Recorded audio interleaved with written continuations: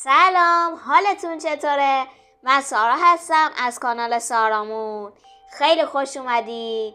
بزن بریم که امروز کلی کار داریم با یه بحث جذاب و خفن. تا حالا به خدایان دنیای تالکین فکر کردین که کی بودن و چی کار کردن؟ امروز میخوایم به معرفیشون بپردازیم که تو کتاب سیلماریلیون نقش‌های مهمی داشتن. پس در ادامه با من همراه باشید.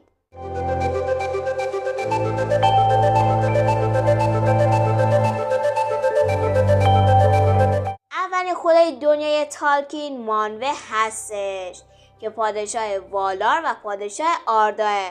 اون خدای ابر و باده و تو بلندترین کوه آردا به اسم تنیکوئتل و تو قصرش که ایلمارینه ساکنه. مانوه همسر وارداه و از طرف دیگه با وجود اینکه اونو به اسم رهبر والار میشناسن ولی اون قدرتمندترین والار نیست. اون در کنار آوله و اولمو به عنوان یکی از معماران اصلی آردا شناخته میشه.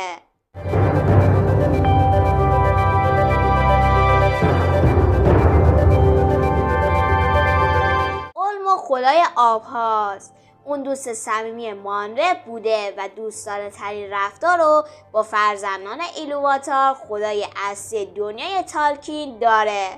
برخلاف والارهای دیگه اولمو هیچ وقت ازدواج نکرد و ساکن خونه اونا تو والینور نبود. در عوض ترجیح داد تو دنیای زیرین و تو اعماق اقیانوسا ساکن بشه.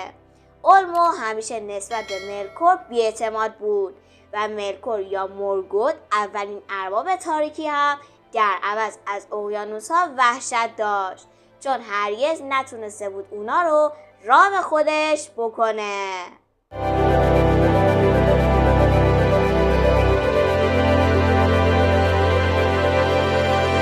آوله یکی از والارها یه آینو و همچنین همسر یاواناست.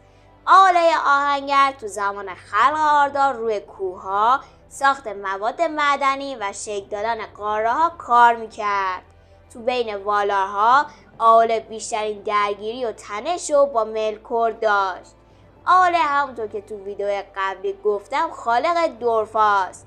اون نتونست منتظر بیداری کودکان ایلوواتار باشه. پس نژاد مورد علاقه خودش رو خلق کرد. وقتی ایلوواتار به این موضوع پی برد آوله تقریبا دورف‌ها رو به نشونه توبه قربانی کرد. با این وجود ایلوواتار دورف‌ها رو پذیرفت. هرچند میخواست الفا اولین نژادی باشن که بیدار میشن. پس دورف‌ها رو فعلا در خواب فرو برد.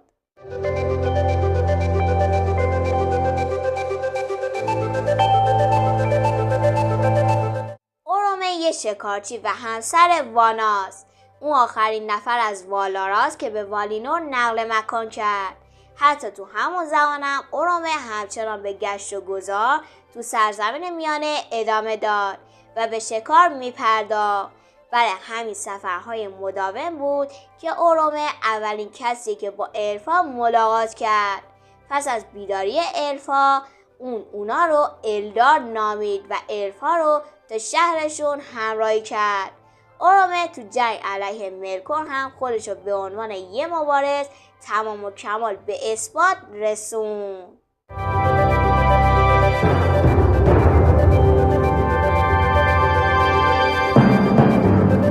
ایرمو با نام لورین هم شناخته میشه.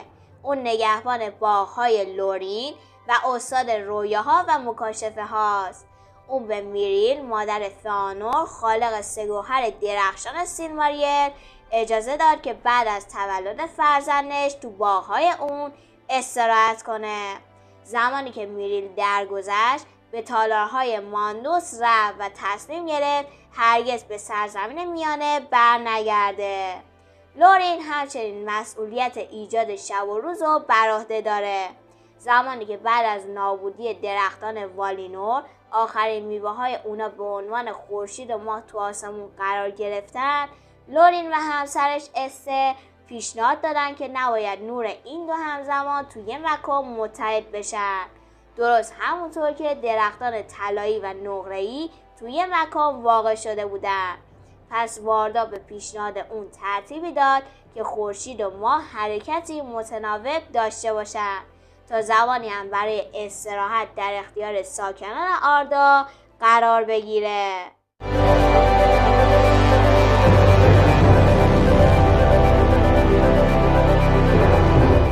تورکاس تو کشتی گرفتن تخصص داشت. اون آخرین نفر از آینوراست که وارد آردا شد. رسیدن اون به آردا به والارها در مقابله با تهاجم ملکور کمک زیادی کرد. تورکاس بعد از ورود به آردا با نسا ازدواج کرد و این تنها جشن بزرگ عروسی والاراست که تو تاریخ ثبت شده. اون پس از جشن استراحت کرد و دقیقا همون وقتی بود که ملکور برای انتقام گرفتن نقشه میکشید. تورکاس قهرمان والاراست و تو پایان جهان یه بار دیگه با ملکور روبرو شد و با اون مبارزه کرد، ولی سرنوشت اون و نتیجه این نبرد مثل یه راز باقی مونده.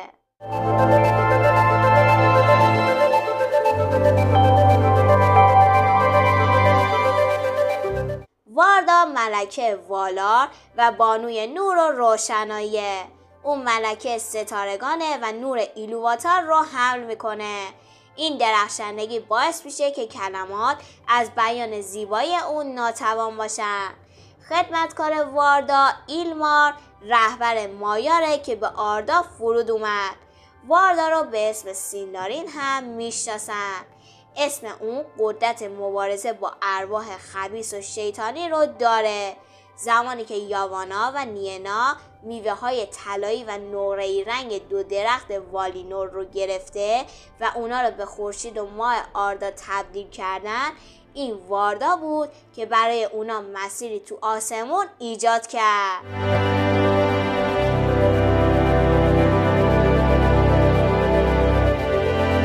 یاوانا بانوی زمینه که بر هر چیزی که تو آردا میرویه حکومت میکنه. اون رشد میوه ها و درختان رو کنترل میکنه و به همراه نینا خورشید و ماه رو خلق کرد. زمان یاوانا نگران این بود که مبادا دورفهای آوله تمام درختان آردا رو قطع کنن. برای همین به مانوه و ایلوواتار التماس کرد که راه حلی برای این مشکل پیدا کنن. در نهایت اونا اولین انتها رو به وجود آوردن تا حافظ و نگهبان جنگل ها باشن.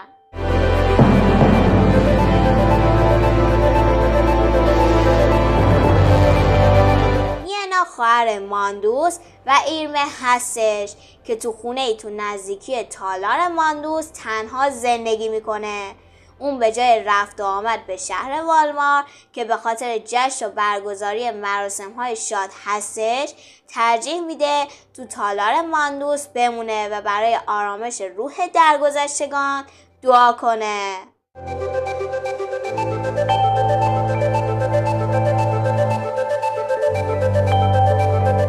وایره به عنوان بافنده و همسر ماندوس شناخته میشه. اون مسئول بافتن داستان آرداست. میریل مادر فئانور که پس از مرگ به زندگی برگشت زیر نظر وایره خدمت میکنه. استه که اسمش به معنای استراحته و ملکه درمان و شفاه. استه با همسرش ایرما زندگی کرد و همیشه شنلی به رنگ خاکستری به تن داره. استه و ایرمو موفق شدن واردا رو متقاعد کنن تا مسیر خورشید و ماه رو تغییر بده. استه برای این درخواست استدلال کرد که نور دائمی باعث خشک شدن باغ‌های اونا میشه و همینطور ستاره ها رو از نظر پنهان میکنه. این عوامل روی زمان احساس نیاز به استراحت هم دارن. به همین خاطره که خورشید و ماه برنامه‌های متناوبی برای حرکت دارن و وقتی یکی بیرون میاد دیگری تو دنیای زیرین پنهان میشه.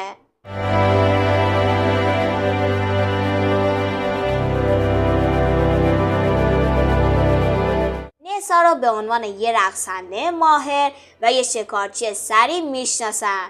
مهمترین داستان در مورد نسا به اولین نبرد با ملکور برمیگرده. تو جریان همین درگیری بود که تولکاس تو آردا فرود اومد و این دو نفر با هم ازدواج کردن.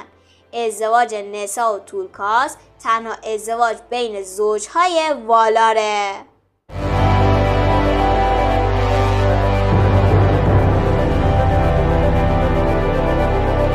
وانا همسر اورومه و ملکه گل هاست. اون بر تمام گیاهان و جانوران ساکن آردا حاکمه. تو زمان ازدواج نسا با تولکاس اون ردایی از گل به عروس هدیه داد.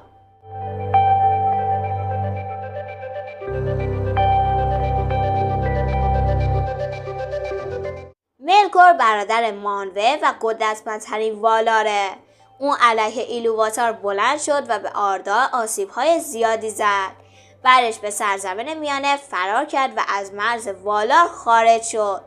ملکور تو طول دوران درخت‌ها و همینطور دوران اول سرزمین میانه مرتکب جنایت‌های خیلی زیادی شد که از اونا میشه به از بین بردن دو چراغ بزرگ و همینطور همراهیش با اونگولیانت برای نابودی درختان والینور اشاره کرد. ملکور بعدها به عنوان مورگوت که تو زبان سینداری به معنی دشمن سیاه جهانه شناخته شد. اون اولین ارباب تاریکیه که ظهور کرد و مورد اعتماد ترین خدمتکار اونم کسی نیست جز ساورون. مورگوت به دلیل بهره‌مندی از حس آینده نگری ایلوواتار به عنوان قدرتمندترین والار شناخته میشه. اون همچنین بعد از آسیب زدن به آردا به عنوان اولین دشمن هم به شهرت رسید. ولی با وجود تمامی اعمال شرورانش مورگوت در نهایت تو جنگ خشم شکست خورد و به عنوان مجازات اونو از آردا تبعید و تو مکانی بی زمان زندانی کردن. خیلی خوب، اینم از معرفی خدایان دنیای ارباب حلقه ها. امیدوارم خوشتون اومده باشه و نظراتتون رو حتما برام کامنت کنید. دوستتون دارم. خدافظ.